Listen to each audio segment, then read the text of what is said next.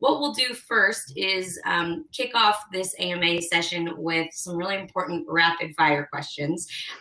So we'll go Jen, then Laura. So just first answer you can think of, okay? Favorite vacation spot?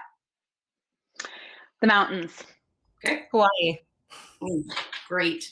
All right. Female hero. Michelle Obama. I'm going to say my mom. Both great. Okay. Best productivity tool or app? It's a basic Slack. I'm addicted to Notion. Ooh, okay. Good. Best way to relax? A massage, anywhere where I'm a little bit farther away from my 2 small kids. I've been working on perfecting my sleep hygiene and bedtime routine. So skincare routine, and then a diffuser with essential oils. Love both. Favorite female-led brand or product? Ooh, I actually, it's the top of mind right now, Sakara Life. Love what they're building and love that team over there. Mine might be a cop-out, but I love Marie Kondo and I love what she's done, so I'll say that. Perfect. Go-to beverage? Tea with lemon. It's right over here. Also tea for me. Awesome. First job? My first job was dog sitting for our neighbors, and they seem to travel a lot, so I did a lot of it as a little kid.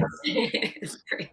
My first paid for, I started and I took it around door to door in a red wagon selling like little baskets and sachets of potpourri that I made. Oh my God, it's adorable. Okay, and final, most important, Beyonce or Rihanna? Oh, both. Okay. Too hard to choose. Good answer. Beyonce all day for me. Okay, awesome. Thank you both. Now I feel like we know you both a little bit. Let's get into the burning fundraising questions. So, Laura, why don't we start with you? What is the best way to open a dialogue about investing with a VC? I think it first, for me, at least starts with a warm introduction, if you can get one. And so I think the introductions that I love the most are when they come from other entrepreneurs that I've met. I think entrepreneurs tend to be the most in the know of what's going on. And so if you can have an introduction from a portfolio company of mine or another entrepreneur, that's great. If it's another investor or just someone in my network, that always helps. And then I think the conversation should be you putting your best foot forward in terms of sharing what that big vision of your company is, not just where you're currently at, but what that really long-term big vision is. Paint that picture and then kind of talk through how you're operationalizing it, where you're, and kind of what your goals are. Yeah, so completely agree with Laura that a warm intro is a great place to start. Although at January, we're really realistic that many people don't have a warm intro. And so I'll take that path. If you don't have a warm intro to an investor, I would say don't let that stop you from reaching out. The most effective cold pitches that we receive, and we have a whole process for founders to cold pitch us, are ones where the founders have really done their homework about why they think they're a fit for January. So they've looked at our portfolio, they've read some of the stuff that we put out with our investment theses, and they know why we're a fit, and they're able to articulate that in a way that I get that, right? So they stand out immediately. It isn't just, here's my business, it's here's my business and here's why I think it's a fit. I think the other piece that's really critical, Laura said big vision, that is essential. In addition, I would really emphasize why you're the team that's going to win in building this, right? And you're not going to, in a short pitch or like an email, you're not going to get into everything and all of that detail, but just tease the investor a bit, like what's really unique about you guys. That will really stand out, particularly when you're trying to just open that door and land that first meeting. 100% agree. And to follow up on that is a question about, do you send proposals without calling and engaging with a company first, or do you send a formal letter request or some other logistics there that you would suggest to someone who's never done this before? So I'm happy to jump in there. I actually think the pitches that I am most responsive to, or the outreach, I'll say, is actually when it's not a huge long email with all of the bullets. Those ones I actually just automatically think are written by some sort of an agent, right? A lot of people will use fundraising agents, and they're these very long, very elaborate emails, and so I often don't look at them. It's the ones where it's a really brief paragraph. Here's who I am. Here's what I'm building. I think I'm a fit because of X. Can we talk more? There might not even be a deck. Maybe there's a blurb below. The other thing that I would say is I look at my Twitter DMs, and I think a lot of VCs do. And so, and might even be a comment, right? So VC Twitter is a real thing. I would encourage founders to make use of it and to reach out to VCs that way. And it's a much easier way as a founder, right? You don't have to craft an email. You don't have to figure out where to reach them. They're right there. Begin engaging with their content, send them a DM, and then they'll either opt in or not. And you can kind of hit scale much more quickly. I'm glad you mentioned Twitter, because I was going to say the same thing, where it's a much more natural place to start a conversation, where if there is a VC who's commenting or talking about a specific topic and it's relevant to what you're building, you can easily say, oh, this is what I actually think about that thing that you're talking about, or have you seen this perspective? And could lead very quickly to a conversation around, I'm actually building in this space. I'd love to talk for 15 minutes. And on the cold outreach emails, similarly, it's the ones that are short, maybe have kind of clarity around why it's a fit, a few stats on what you're doing and why you're the right team for this that stand out to me. It's not the ones that have a full deck and kind of a whole data room that's sometimes sent. And Grace, one other thing that I would just add is like, it's totally within bounds if you meet one investor to ask them who else you should meet, because the reality is that funds have very specific investment theses, and it's not initially, it's not clear to founders on the outside what I'm looking for at a very detailed level versus what Laura's looking for. But if I meet with a company and it's not a fit, first of all, I'm going to know that probably pretty quickly. You sort of know early on, is it one that you're going to do diligence on or not? But even when there's ones where I say like, ooh, this is really consumer focused, we don't do a lot of consumer, but hearing a little bit of what you're doing, these 3 investors might be good targets. And I'm someone who tends to offer those up quite freely, but many people don't. And so it's fair if you're not a fit, and if an investor says no, and you've built a bit of a rapport with them, right? You're having a conversation, to ask them if there's other people that they think you might be, that you should connect with. And the worst that they can say is no. I'd also suggest phrasing it as, who should I connect with, rather than who can you introduce me to? Because at the end of the day, like, they may or may not want to make the intro, but you can figure out, go find them on, go find those other people on Twitter, but continue to create your target list based on their suggestions. Yeah, great life advice. I mean, in many different places, if you've already got the in to someone and it's going to be a no from them, it's worth asking, because so many people in so many industries are connected to other people. It's not going to work with you. Do you have someone else who this could work with? I think that's great advice. Okay, so let's say someone can no longer afford to bootstrap their company. What's the first thing they should do? Is it going straight to an investor like yourselves, or is there another step before that once someone's kind of out of money? Laura, what do you think? I think there's a few different steps, and it depends on your business, and it depends also kind of on your personal situation. I'd say for some founders where it is an option, a friends and family round is often what comes next. And it's one where you're giving equity in conjunction with that fundraise, but it might be for a few $100,000 in total that you're raising. Friends and family isn't always available to everyone. So there's other options too that I see startups go after. Some, it's going to angels. It could be raising on angel list from syndicates. It could be building relationships with angels who kind of look like Jennifer and I do, but on a smaller scale, and maybe not necessarily with a full fund. Sometimes they do have kind of a small angel fund that they're investing out of. Crowdfunding platforms are also another option.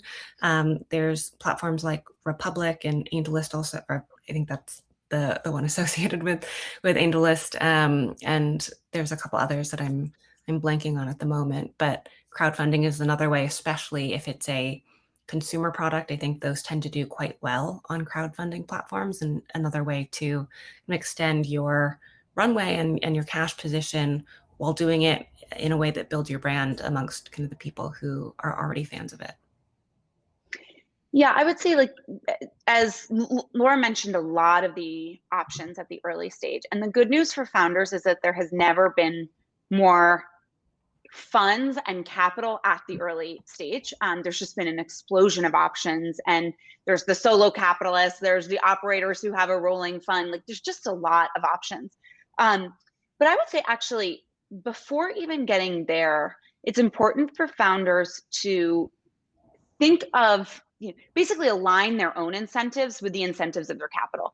And so, if you are thinking about money, or if your business is at a point where you're not going to put in more money and you need to find some sort of outside funding, think about where you want to take this business, what sort of outcomes you want to have, and then figure out what capital supports that, because there's nothing worse than misaligned incentives between an investor and a founder. And venture capital is a wonderful thing, and it's a great resource for so many founders who are looking to build high growth, scalable businesses that are shooting for, a really massive return, right? It's a pretty binary endpoint that you're shooting for.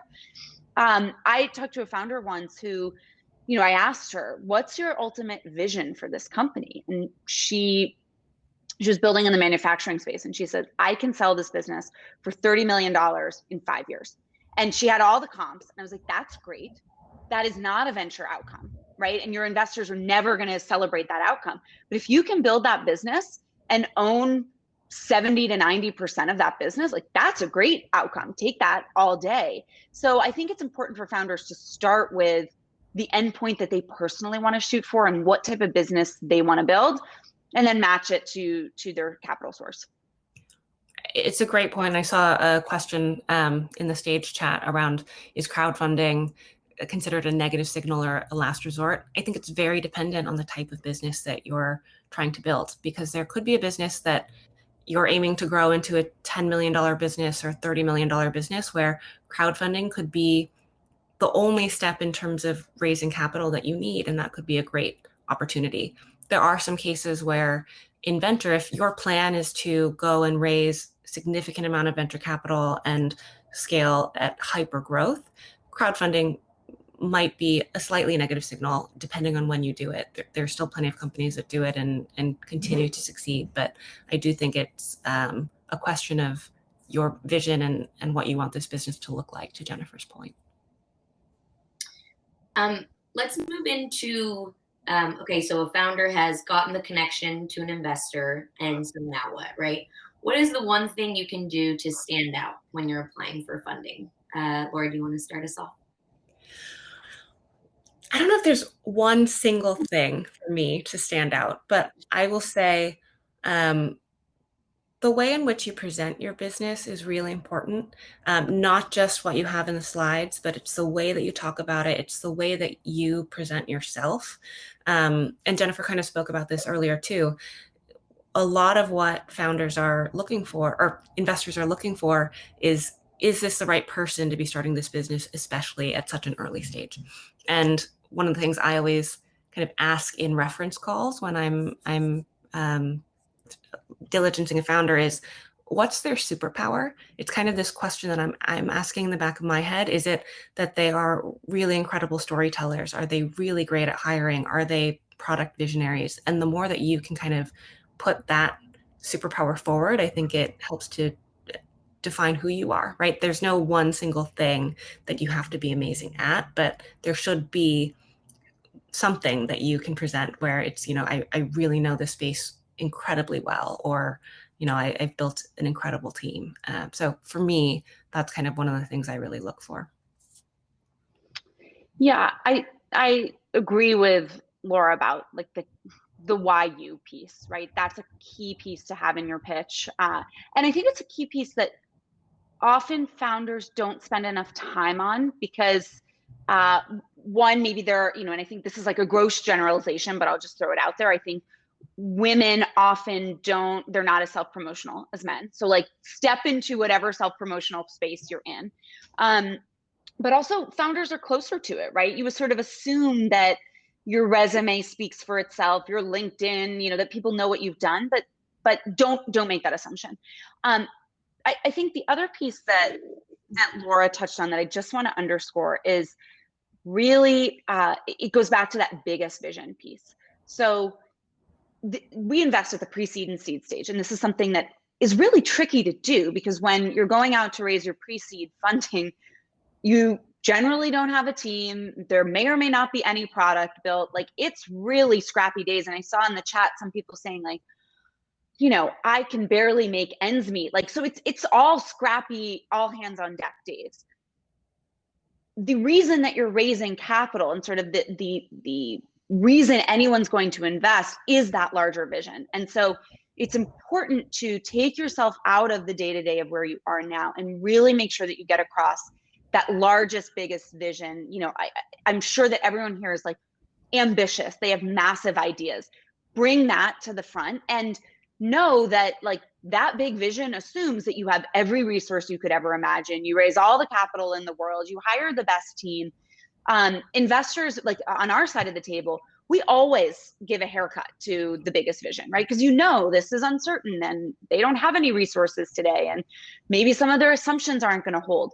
But the really hard part where founders can sort of do themselves injustice is by giving themselves that haircut and sort of pitching the base case. Because then it's not going to have the upside that people are looking for. So step into that place of like, this all goes right. What does this look like? How do I change the world? Like some of that mental space, really, when I see that in a founder, that comes across. And then, in the diligence, we'll get into like, okay, but where are you today? Like what's really going on today? How do we get from today to a bigger vision? We've just had an event with a couple investors who were also driving this point home about founders having shared values or presenting themselves in a certain way or wanting to work with founders because of the way that they are as humans. And I think that like there are some people that are naturally charismatic and charming and good leaders, but then there's a lot of people who started a company because they are very technical and they're really good at this one thing. How do these people learn these soft skills about winning people's hearts and that kind of thing? Are there ways to do that? So Grace, it's a good point. Like I don't want the message to come across like you have to be the charismatic leader. Because it can even come across when someone is like deeply technical or they have really deep insight into an opportunity, either because of their lived experience or their, sort of professional experience. And so I think it comes down to, the big vision is just more like, what does this product do? How does it get big? Yeah. And then I think the, why you piece, it can be going deep into like some technical insight that you had and realize that there's this like inefficiency or a better way to build. And the reality is that like, that can be just as inspiring and meaningful to an investor. And so what I would say is like, pitch to your strengths as well, like make it an authentic pitch. And if it doesn't resonate with everyone, don't worry. Like that is part of this business, is that, fundraising is a grind, and Laura and I do it as well. So we can empathize on that point. And it is almost, being authentic with your pitch, sticking to your guns and not being afraid to get no's is part of this, because a fast no is often much more valuable than a long drawn out, maybe keep us posted, not sure yet.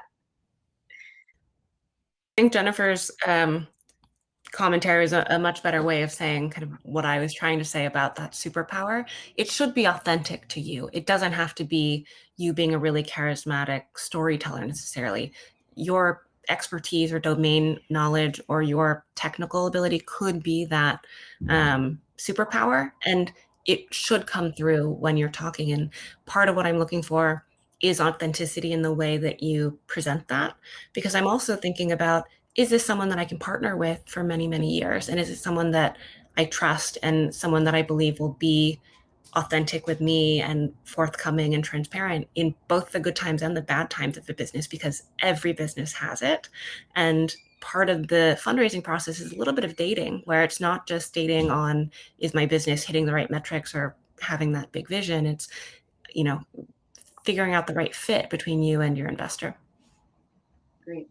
And so those are some ways to stand out. What are some major mistakes that you see founders make time and time again that end up resulting in a no? Are there some key ones that stand out in your mind that you can pull out and help our founders not to do?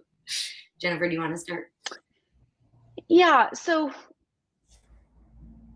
part of it is like, practice your pitch before you give it, and do it with people who are really going to be honest with you about both just, if presenting is not where your strength is, just practice it a bunch, right? Like, get into your flow, know what your talking points are.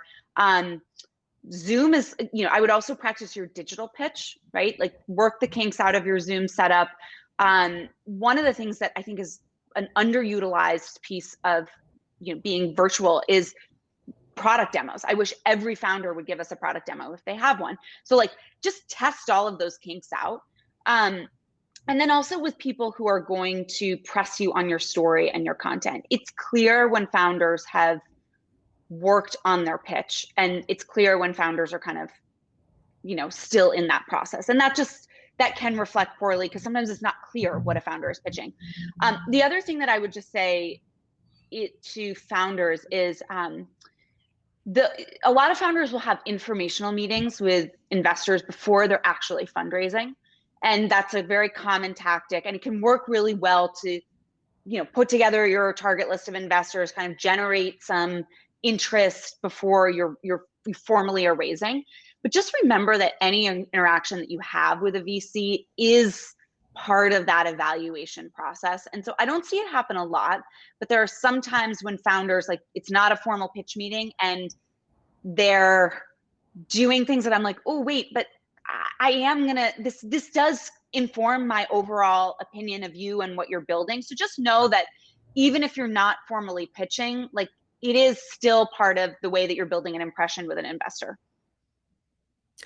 Yeah, I think two of the things that I really look for in any pitch meeting or any interaction is a founder who's very aware, both of themselves and of the market, and then also a founder who really understands their business and is very diligent on that. And so two areas that I see founders kind of stumble on sometimes. One is there's a line between being confident and being overconfident.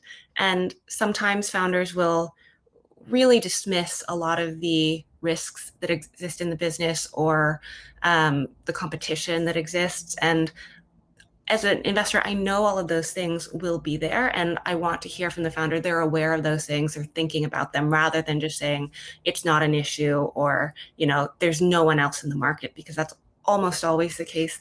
Not true. The other piece in terms of knowing your business and being diligent, and I think I saw a question about this in the chat as well. I really appreciate it when a founder really understands kind of the different levers in their business, kind of knows the numbers of their business, and understands operationally what will need to happen. So that's both on the financials as well as on kind of the operational levers. If it's not something that you have deep background in, it is an area where I would definitely recommend spending time with other founders or with friends or professionals who can help you get up to speed, because as a CEO or a founder, it's absolutely going to be important going forward that you know all of those things so you can run your business as efficiently as possible. And so sometimes when founders kind of brush over those areas, it's a negative signal in my mind. Thank you for both of those answers. Super helpful. So you both invest in consumer companies. And so what are some of the most important metrics for a consumer company at a seed stage? Laura, do you want to kick it off? I hate this question because in consumer in particular, there's so many different business models and so many different types of metrics depending on the sector or business model. I actually focus less on pure metrics at the earliest stages. Sometimes companies don't have them, and I am really basing it off of the founder and vision and where I see that fit.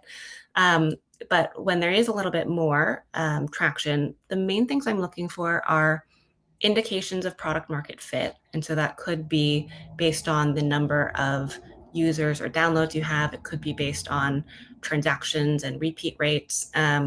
It could be, based on customer feedback.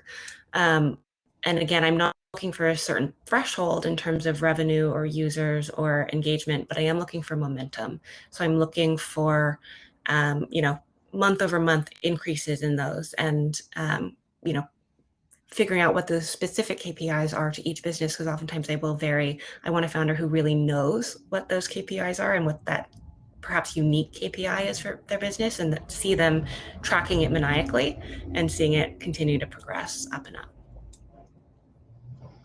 Yeah, I think Laura's point about momentum is really important. And it's, and it becomes even more important as you move through the capital stack. But one of the things that we look for is, it's actually for us at the pre-seed is a whole different issue, but like at seed, where you have some customers, we're not looking for breadth, we're looking for depth of engagement within the first customer group that a company is going after, right, on the consumer side. And so that there is this real deep customer love, customer engagement. And as Laura said, like the metrics may look slightly different for each company, but a founder and a founding team that knows what those metrics are, that's what really stands out to me, right? So I may have a view of what's going to be most important for this business, but someone who has tracked it over time and can like zero in on why these two levers or these two metrics really show that, engagement that was here is suddenly going here. And so the upshot of that, I think, for early stage founders who are listening is to actually start tracking your metrics really, really early, right? And track a lot. You might not know what's going to be relevant because your business model might change, the product might change, the customer might change, but start to build that database of longitudinal data. Because I think a lot of founders get to seed and haven't been tracking. And so the metrics part of their pitch is actually sort of light. And there are some investors at seed that say like, fine, we don't need to see the metrics. But I think the seed raises that are easiest are the ones where people have been tracking, they have the data to tell a story, and they can use frankly, they use the metrics that, are most meaningful to them, right? And actually show some drivers of the business and lean into those. There's I think a related question that can nicely piggyback off that from Nina in the audience, asking how savvy does she need to be about her financial projections when she's pitching. She's afraid of freezing during the discussion. She had professional help creating it and can't speak to it in detail.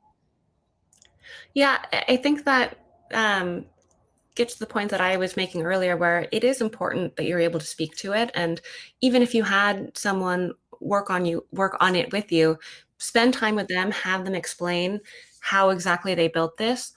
The way that they built it should be based off of inputs that you're giving them, right? It should be based off of how you see yourself building this business, whether that's spending more on marketing or, increasing the number of units of a product that you're selling. All of those should be in your head, and they're helping to just put it into a model. And so, talk through it with them in terms of where you see this business going in a qualitative way, and then have them translate that into a model, and then kind of practice talking through it with that person that you worked with, as well as a few other people, just to get comfortable in telling that story. And I think on financials, there's always a question of, do you include them or not? And, I think that's a personal decision on where you are in the process. And there's probably some version of your deck that is just the teaser and it's short and you don't have them. And then there's more when you're doing, when someone's getting into diligence where you have the financials. Whenever I see financials, I actually am like less concerned with what the numbers are, because I know that those numbers aren't going to be true. They are forward-looking projections on an early stage business that they're not going to be right? There's false precision in them. But what I'm curious are the assumptions that went into it. And so Nina, I think you may not I wouldn't spend a lot of time in the detail of the model of like what cell goes to what cell, right? But I would really understand what are the key assumptions that are being made and how those drive the model. So back to what Laura was saying about the business drivers, right? If you're going to start somewhere, that's where I would start, so that you can speak to, you know, when someone says, how are you getting to this year 5 revenue? You can say, well, the key drivers are user growth and, you know, the change in pricing and like whatever it might be. Because then the conversation I think is important to have with investors around financials is, do they believe your assumptions? Do you know, or if not, how do they challenge you? Do you like how they're, you know, the input they're providing? Because the thing about diligence, if, you know, I think in the best cases, diligence is not only a way for funders and VCs to get to know a company and like understand their assumptions and give them feedback and see how they react, but it's also a way for the founders to see what value the investor can provide. And so if when you sit down to have a discussion about your financial model, does that investor say, well, I've been in businesses like yours before, and I think that this sort of, you know, change in user growth is actually more realistic, or whatever input they may have. It's a good way to actually see what value add the investor may bring. Thank you. How important do you guys think it is to have a co-founder when you start raising for capital? Laura, you want to? Yeah, I'll start. I'm a bit of two minds on this. I have founders, actually about half my portfolio are solo founders and the other half are co-founders. I really don't mind when it's a solo founder, as long as they have kind of the right skill set for what they'll need. And I say that loosely because you can always hire other people to support you around certain areas. There's a lot of great founders who've hired very strong COOs or CTOs, but who aren't kind of co-founders with them. The one thing about being a solo founder is that it can be lonely. And I think that's probably the thing I see the most, either from a mental health standpoint with solo founders, or just kind of having the support from a management perspective as you're building, especially in the early stages where it can be such a grind. So I think of it more as an individual decision for that founder if this is something that they are up for. I think mental health and anxiety and things like that are not talked about enough within startups and founding a company, but it's something that's really prevalent because it's a really hard undertaking and one that, you know, takes everything you have. And so I think part of the bias towards having a co-founder that exists within tech is partly for that reason. So that's kind of my broad level, or my broad feedback on it. +1 to what Laura said. I think that was those are 2 great points. What I would add is I think often founders, solo founders, if it's a solo technical founder, I don't think they get questions about co-founders. I think it's often founders who are not technical, and people will say, well, investors will say, I want you to have a technical co-founder. And the irony is that co-founder tension and mismatch is actually one of the leading causes of why companies don't work, right? And so I don't think that someone should feel, if you hear that feedback, I wouldn't go out to get a co-founder just to have one, because chances are it may not be the right person. If you're doing it because you have to, you may not go through all of the steps to really make sure that that person is the person you want to build your business with. Instead, I think, you know, Laura's point about hiring people is a good point. And so if you are not technical and you're getting a lot of feedback that the business you're building is quite technical, and, you know, it's really going to be important to have a technical person in-house, maybe make that person part of the founding team, right? They don't have to be a co-founder, but it could be that you hire, you know, and I wouldn't give anyone a C-suite title right out of the gate, right? Just call them your head of engineering or head of product or whatever they are, and bring that person on, and sort of pitch yourselves as the founding team rather than co-founder. And, you know, I think it was interesting. We are investing in a company where they technically are co-founders, but the equity split is not what you would typically see if they were co-founders, right? And so that's another way to do it. And I would talk to other people. You know, this is a great place for communities like this to to share notes about how to fill that sort of skill gap, and maybe also that loneliness gap, to have someone that you're doing this with. But it doesn't always need to be a co-founder. And my last like soapbox comments on co-founders is, if you do have one, the most co-founders will split 50-50 and call it a day. But, or, you know, if there's 3 co-founders, right, they'll each get a third, a third, a third. And it's very rare that like 4 to 5 years in, everyone is still equally committed to the business. And so, and that leads to so much tension that then can really have an adverse effect on the company. And so make sure that your equity is vesting, you know, so that if people's involvement changes, so does their equity. And then we also encourage our companies to have equity top-offs, you know, a certain number of years in, so that you are building in these milestones from the beginning when everyone's really happy and still working well together, so that they reallocate equity as you go. And if everyone's still involved, great. If not, there's a mechanism in place to make sure that people are appropriately compensated. That's great advice. And to piggyback off of that, what are some ways to raise capital without giving up creative control or percentages in your company? I think you're, you know, talking about equity as well with co-founders. So kind of some, I think, you know, founders can get a little nervous about that type of stuff. Laura, do you have any advice on that? In terms of doing it without raising equity, which is what Jennifer and I kind of focus on, you know, there are different ways in the early stages. Again, there are some kind of crowdfunding platforms that don't take equity in your business, which are one option. There's bootstrapping, and it might result in a slower start to your business, and you might not be able to get kind of a large influx of cash up front, but kind of slowly building, reinvesting those profits into the business until you get to a point where maybe it is a little bit more sustainable, or it is at a point where if it makes sense to raise capital, and again, aligning those incentives around what you're building and what you need, then you can kind of take it to an equity raise.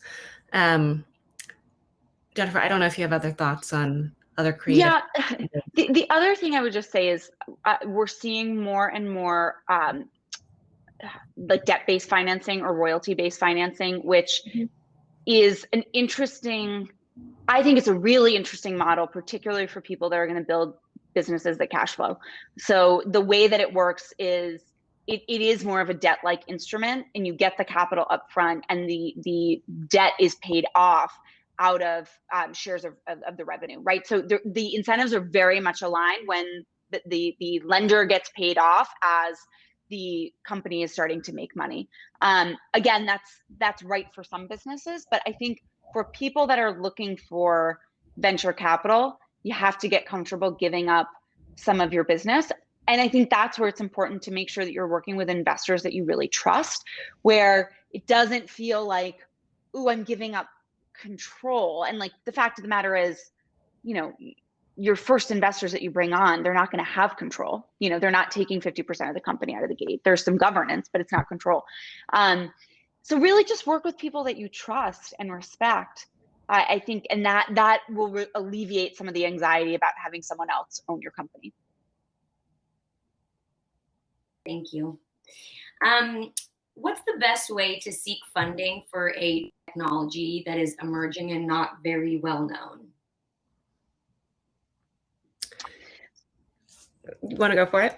Well, I was just going to say, there are some funds that love frontier technology. So I would go to them first, right? There are, and they're really public about it, right? Or look at what they've funded. And I think if you are building something that is really on the frontier, start there. Don't start with someone who, you know, does proven technologies and like isn't taking a lot of technical risk. Again, find the right investors for what you're building. Completely agree with that. And then I think the other thing I'd add is, for a technology that isn't well known or that really is emerging, it probably will be incumbent upon you to be very good at the storytelling around it, right? You are going to need to educate investors on what this technology is, why it's exciting, why there's a market around it, because it's not going to be immediately obvious to everyone. And so really practicing how you craft that narrative and tell that story will be important in bringing people on board. And some trending startup niches that you guys have recently either been funding or seen in the news, or some things that are new to this year that are, you think, are on the horizon. Jennifer, what about you? Well, this isn't new to this year, but we're spending a lot in fintech, and I saw some chatter about it in the Q&A. We're not the only investors looking in this space, but I think what we've seen over the last particularly 5 to 8 years is fintech used to be its own industry, and now it's an enabling technology, much like mobile, right? There used to be mobile only companies, and now everyone has a mobile strategy. And so we're looking at a lot of sort of the infrastructure to enable that, right? Enable a very traditional company to underwrite financial solutions. But now that there's also so much new fintech infrastructure, we're beginning to look again at sort of what are the new consumer fintech solutions that might be able to take advantage of some of that new infrastructure. So if anyone is building in that space, we're really excited to see deals there, and would love to connect. One area that I've been spending a lot of time in has been kind of ecom platforms or ecom enablement. I think over the last year with COVID, we've seen just such a huge shift in consumer behavior on e-commerce, as well as the way retailers and brands are thinking about it. So there have been a lot of innovations and a lot of companies that are fundraising, as well as a lot of opportunities to continue to build things on the consumer side, like live stream shopping, social shopping, things that have existed in maybe Asian markets and are coming to the US. Also things that are enabling a lot of those changes on the infrastructure level or enablement level.